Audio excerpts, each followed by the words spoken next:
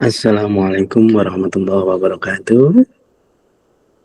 Nah, berjumpa kembali dengan kita dalam materi yang berikutnya, yakni berkenaan dengan peningkatan mutu pembelajaran di sekolah.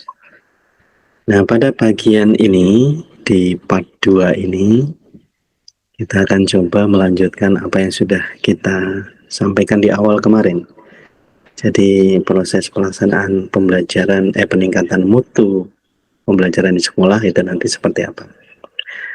Baik, kita langsung saja melanjutkan materi yang saat ini berkenaan dengan kebijakan-kebijakan peningkatan mutu pendidikan. Kalau di awal tadi terkait dengan konsep dasar dan juga dasar-dasar pelaksanaan dari peningkatan mutu.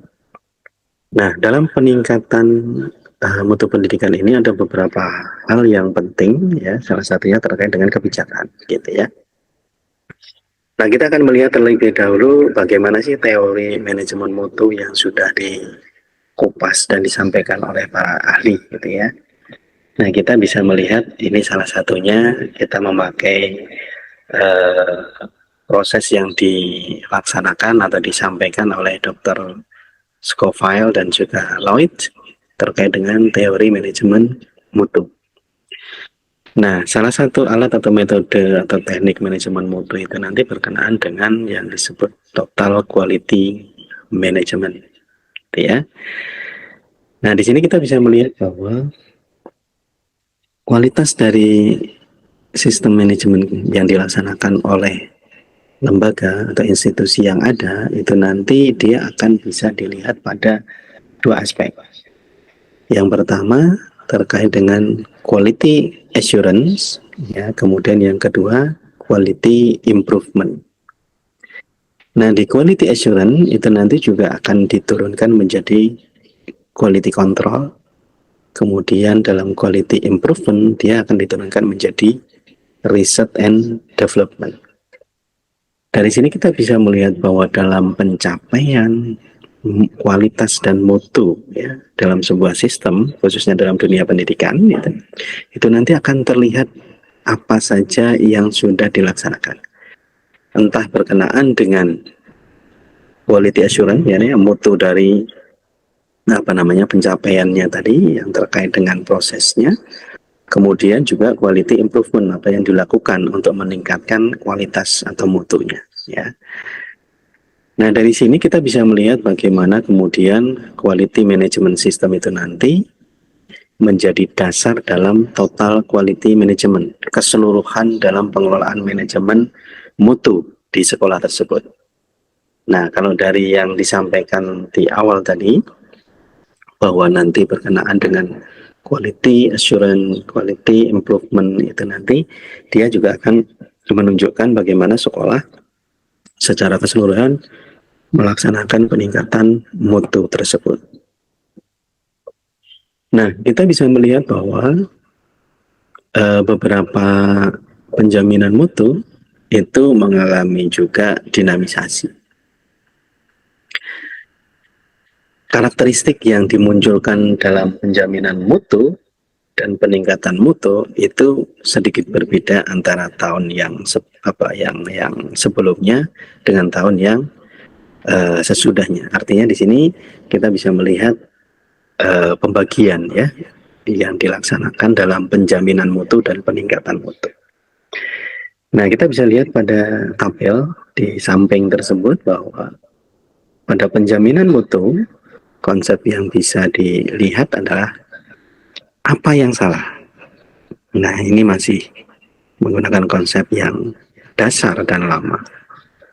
Artinya nanti ketika kita melihat kesalahan-kesalahan tersebut, ya kita sebatas akan mencoba untuk apa istilahnya itu menyelesaikan, ya, terkait dengan kekurangan dari yang sudah dilaksanakan.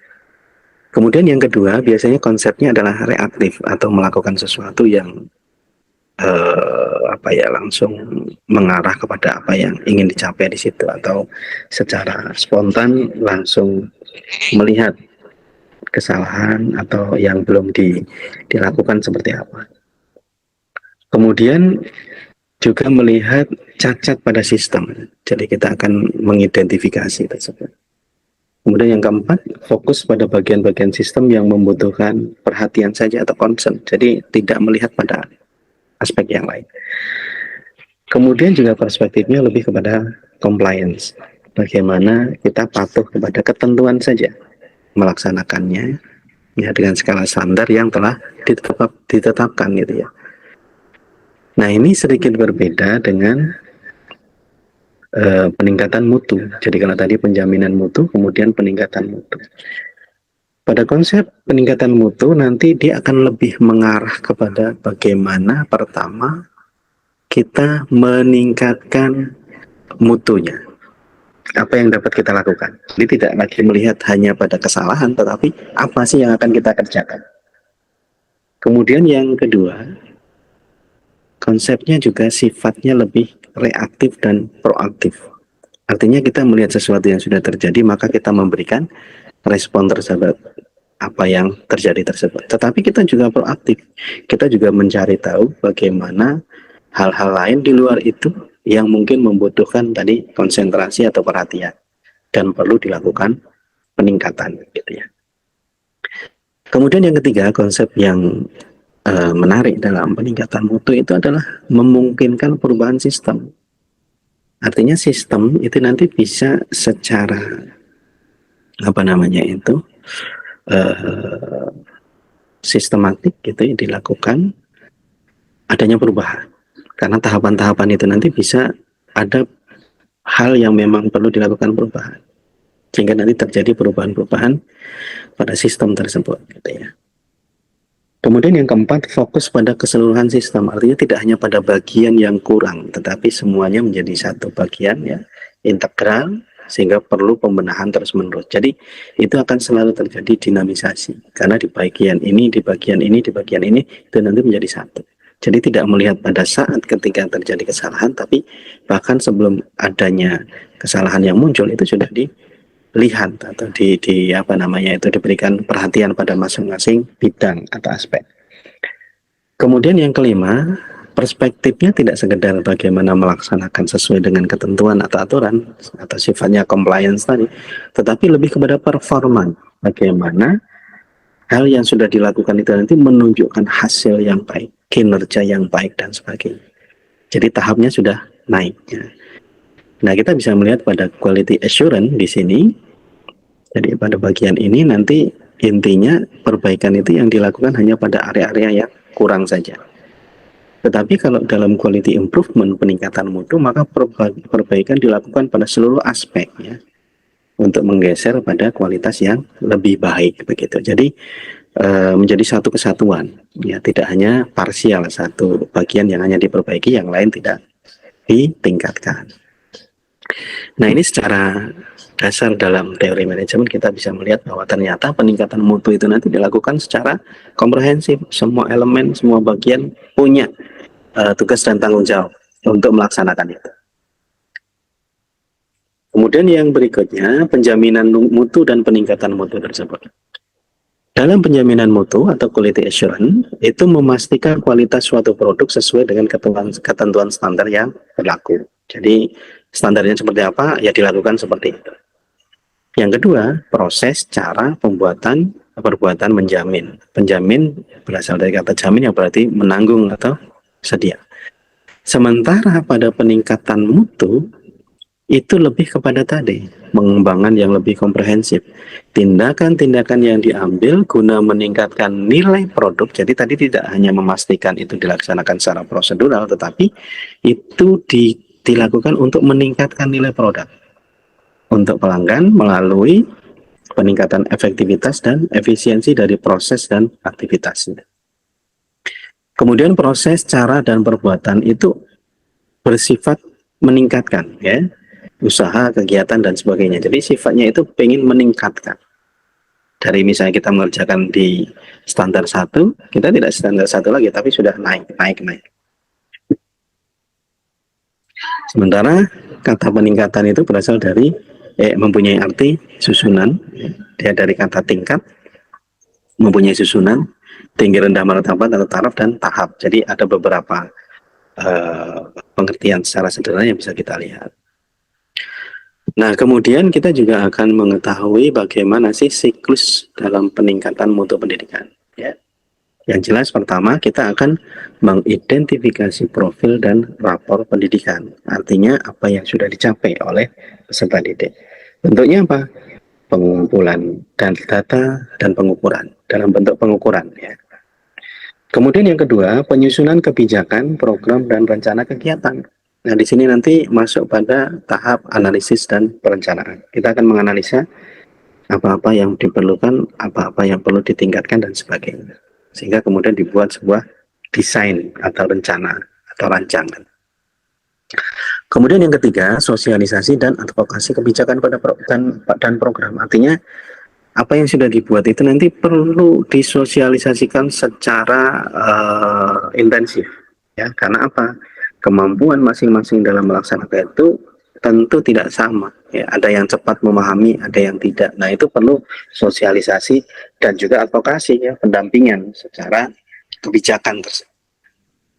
Kemudian yang keempat baru implementasi kebijakan dan program. Ya, di sini sudah mulai diterapkan ketika sosialisasi sudah dirasa cukup, sudah mempunyai pemahaman yang dapat dipakai sebagai acuan untuk melaksanakan, maka kemudian tahap berikutnya adalah melaksanakan tersebut. Nah, baru kemudian yang kelima, tahapnya yang dilakukan adalah bagaimana pemantauan implementasi dan evaluasi hasil implementasi. Nah, di sini dalam bentuk pemantauan dan evaluasi. Evaluasi ini menjadi penting karena nanti yang dia akan menilai, mendapatkan hasil, dan juga yang tidak kalah penting adalah merekomendasikan apa yang perlu dilakukan. Nah, disinilah siklus yang bisa kita lihat bagaimana meningkatkan mutu pendidikan. Kemudian yang berikutnya, nah contoh keterlibatan para pihak dalam siklus pendidikan peningkatan mutu adalah misalnya kita pada tahap kemudian satuan pendidikan atau pemerintah daerah dalam hal ini nanti pada konteks tingkatannya sampai pemerintah daerah. Misalnya identifikasi profil dan rapor pendidikan nanti dilaksanakan oleh tim peningkatan mutu dan warga sekolah atau komite sekolah penyelenggara pendidikan. Kemudian pemerintahan daerah juga nanti akan berperan di situ, dalam hal ini adalah dinas pendidikan, ya, tim peningkatan mutu. Kemudian tahap penyusunan kebijakan, program, dan perencanaan juga sama. Nanti tahapnya seperti itu. Sosialisasi, advokasi, dan program juga sama. Implementasi juga sama. Tetapi yang sedikit membedakan pada pemerintah daerah, sosialisasi dan advokasi itu nanti tidak hanya pada dinas pendidikan dalam konteks pemerintah daerah, tapi juga komunitas praktisi, misalnya lembaga-lembaga yang punya concern dalam dunia pendidikan, itu nanti dilibatkan. Kemudian implementasi dan kebijakan program juga sama, nanti komunitas dari praktisi dilibatkan.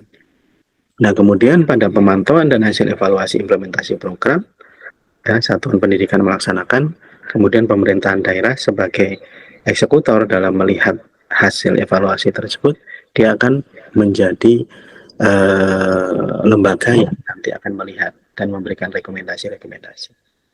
Nah, itu contoh secara sederhana bagaimana keterlibatan para pihak dalam hal ini, pihak dari sekolah ya, sampai ke pemerintahan, dalam hal ini masih pemerintah daerah.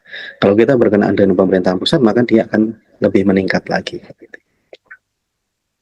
Kemudian yang berikutnya, nah dalam profil dan rapor pendidikan sebagai basis peningkatan mutu pendidikan, hasil asesmen nasional sebagai salah satu sumber data mutu untuk melihat apa? Yang pertama, profil satuan pendidikan, artinya profil sekolah, rapor satuan pendidikan, profil pendidikan daerah, dan rapor pendidikan daerah.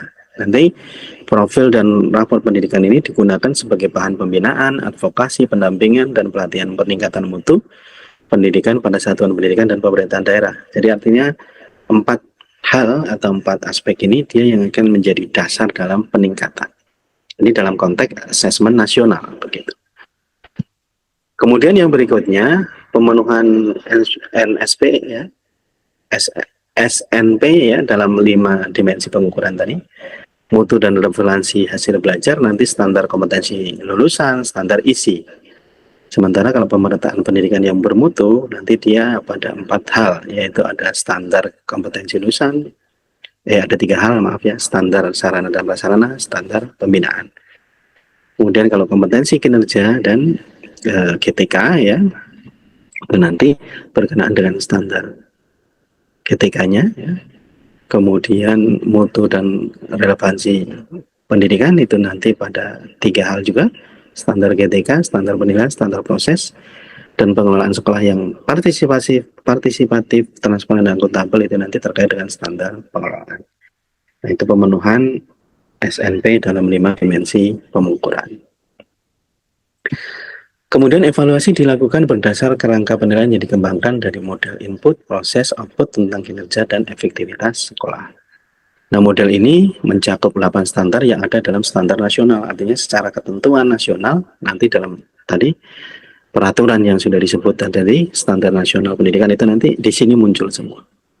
8 standar nasional pendidikan itu apa saja? Yang pertama, standar kompetensi lulusan, kemudian standar isi, standar proses, standar penilaian, standar pengelolaan, standar GTK, standar pembiayaan, dan standar sarpras, sarana praserta. Nah, di sini kita juga bisa melihat bahwa adanya pemenuhan standar tersebut akan menjadikan kompetensi dan kinerja GTK. Kemudian pengelolaan sekolah yang partisipatif, transparan, dan akuntabel. Efeknya adalah bagaimana mutu dan relevansi pembelajaran ya pada proses tersebut bisa dilaksanakan. Dan di output atau hasilnya, capaian hasil belajar ya yang berhubungan dengan capaian perkembangan dan hasil belajar anak ya sampai PAUD dan sebagainya. Kemudian mutu dan relevansi hasil belajar murid ya. Kemudian pemerataan pendidikan yang bermutu. Berikutnya kita bisa melihat bahwa berdasarkan model tadi juga input, proses, output, profil dikelompokkan dalam 5 dimensi yang berisi berbagai kelompok indikator ya. Ada kualitas capaian pembelajaran, kualitas proses pembelajaran siswa, kualitas sumber daya manusia, dan sekolah. Mutu dan relevansi hasil belajar, pemerataan pendidikan bermutu, mutu dan relevansi pembelajaran, kompetensi GTK, pengelolaan sekolah yang partisipatif, transparan, dan akuntabel. Ini yang berkenaan dengan tadi 5 indikator tadi. Dimensi A dan mutu, relevansi, dan hasil pembelajaran murid atau serta didik itu nanti ya tadi pencapaian perkembangan PAUD ya, dalam hal ini standar pendidikan jenjang pendidikan yang rendah dasar, pembelajaran sosial, emosional, dan fisik. Kemudian mutu belajar murid ya, pendidikan dasar dan menengah itu nanti kemampuan literasi, kemampuan numerasi, dan karakteristik. Kemudian mutu lulusan SMK atau yang khusus ya kejuruan. Kemudian dimensi B, mutu hasil belajar, yang pertama, yang kedua akses, yang ketiga fasilitas dan keberhasilan sekolah, yang keempat bahan dan fasilitas belajar, kemudian layanan inklusi. Yang dimensi D itu nanti berkenaan dengan kualitas pembelajaran, refleksi dan perbaikan pembelajaran, kepemimpinan instruksional, pemanfaatan TIK untuk teknologi informasi untuk pembelajaran, iklim keamanan sekolah, iklim kebinekaan dan inklusivitas sekolah, link and match dengan DUDI ya, dunia industri ya. Kemudian dimensi berikutnya adalah kompetensi dan kinerja GTK, kompetensi GTK dan pengembangannya, jumlah dan kinerja GTK sebagai penggerak, kinerja administratif GTK, dan pemerataan distribusi guru sesuai dengan jumlah sekolah dan peserta didik. Kemudian yang berikutnya dalam pengelolaan sekolah yang partisipatif, transparan, dan akuntabel, partisipasi warga sekolah, pemanfaatan sumber daya sekolah untuk peningkatan mutu, pemanfaatkan TIK untuk pengelolaan anggaran untuk PAUD, kelompok indikator 3-7 dalam dimensi D menjadi kelompok indikator dalam dimensi E. Nah, artinya itu nanti berkenaan antara masing-masing dimensi yang ada. Nah, evaluasi sistem pendidikan telah diatur dalam Peraturan Pemerintah Nomor 57 Tahun 2021. Maka evaluasi sistem pendidikan bertujuan untuk mengevaluasi kualitas dan pemerataan layanan pendidikan anak usia dini, pendidikan dasar, pendidikan menengah, dan pendidikan tinggi. Kemudian yang berikutnya berkenaan dengan profil pendidikan ya, merupakan laporan hasil evaluasi layanan pendidikan sebagai penyempurnaan rapor mutu sebelumnya. Profil pendidikan nanti menjadi 5 hal. Yang pertama, single source of truth sebagai dasar analisis, perencanaan, dan tindak lanjut peningkatan kualitas pendidikan. Kemudian yang kedua, terintegrasi dengan berbagai sumber data yang objektif dan andal di mana laporan disajikan secara otomatis. Kemudian yang ketiga, instrumen pengukuran untuk evaluasi sistem pendidikan secara keseluruhan, baik untuk evaluasi internal maupun eksternal. Kemudian yang keempat, alat ukur yang berorientasi pada mutu dan peningkatan hasil belajar atau outputnya. Jadi instrumen yang dibuat nanti menunjang itu, ya, pada proses peningkatan mutu. Kemudian yang kelima, peningkatan beban administrasi satuan pendidikan dengan mengurangi aplikasi beragam dalam proses evaluasi internal dan eksternal. Artinya secara administratif sebisa mungkin nanti dibuat lebih simpel, lebih sederhana supaya tidak menjadi beban. Gitu.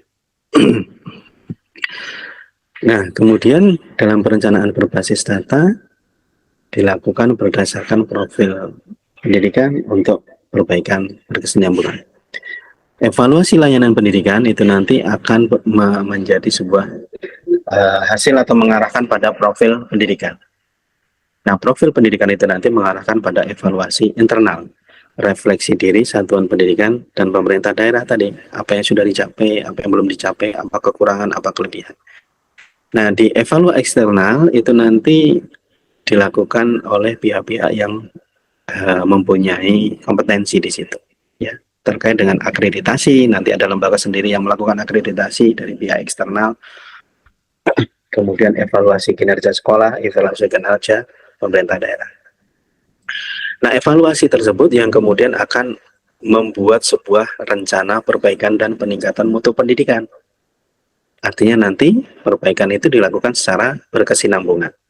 Sehingga nanti dalam rencana perbaikan dan peningkatan mutu pendidikan akan dilaksanakan supaya nanti mencapai hasil yang diinginkan. Nah, pelaksanaan peningkatan mutu tadi dia akan memunculkan profil sekolah. Jadi dari sini profil sekolah bisa kita lihat sebelum dilaksanakan peningkatan mutu, pelaksanaan peningkatan mutu, kemudian nanti ada proses perbaikan dan peningkatan mutu, kemudian kita akan melihat lagi profilnya seperti apa. Hingga ini menjadi sebuah circle atau hal yang memang dilakukan secara istilahnya itu sistematik dan sistemik berulang supaya nanti ada peningkatan mutu yang dilakukan secara intensif, artinya dilakukan secara terus-menerus begitu ya. Nah, di sini kita bisa melihat bahwa pada peningkatan mutu pembelajaran di sekolah itu nanti mempunyai beberapa hal proses yang harus dilaksanakan. Demikian, semoga bermanfaat. Kita akan bertemu pada materi berikutnya. Terima kasih. Assalamualaikum warahmatullahi wabarakatuh.